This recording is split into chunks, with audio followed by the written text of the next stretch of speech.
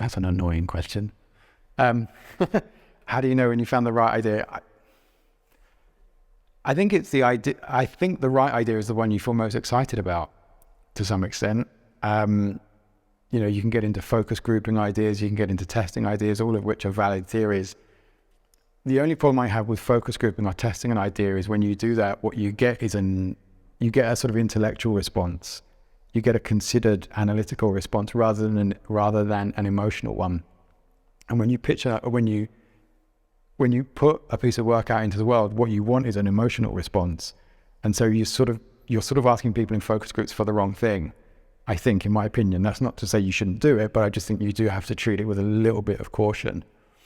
You also have to think that when you show things to groups, and we as creatives, as agencies or whatever, you spend so much more time looking at this stuff than a consumer will. A consumer will see it and it will almost be gone in the blink of an eye. They're not going to sit there and pull it apart. It's just, does it engage with them? Does it spark something in them?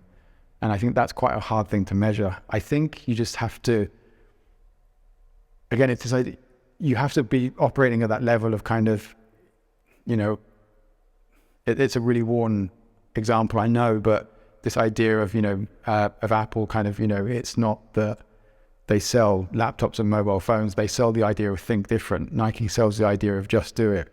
If you can operate at that level and lift it up to that level, then that's much more flexible and much more interesting. And that's the stuff that people will genuinely get engaged. That's the stuff that people will engage with and get excited about. So if you're operating at that level, I think that's a first thing.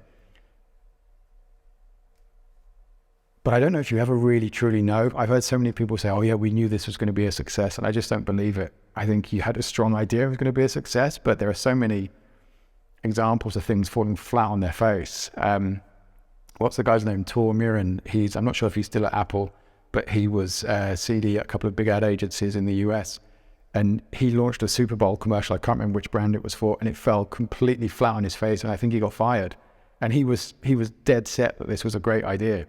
And then his next idea was the E-Trade Baby idea, which was phenomenally successful and won tons of awards. So I don't want to quite say nobody knows anything. That's not quite true, but I think it's always a risk. It's always a punt.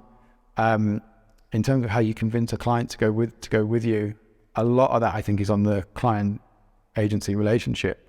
If they believe you and they trust you, then they'll go with you. And there is this slightly sort of pernicious idea that clients and agencies, it's sort of us versus them. And I get why. Sometimes it is like that, but I think when you can have a closer relationship with a client, when you can get them to trust you, then when you do have an idea that's a little bit more out there, they'll go with you a little bit more. I don't know that there's a secret to it. I think in terms of finding the idea that you believe is right, it's the one that everybody is excited about. Not just excited about immediately, because we all have that idea where we shout, Eureka, we've cracked it. And then you come in the morning and you go, oh yeah, not so much, this doesn't quite work. It's where you sort of keep looking at it. I think, actually, no, this is right. And this is hitting the kind of the core values of the brand.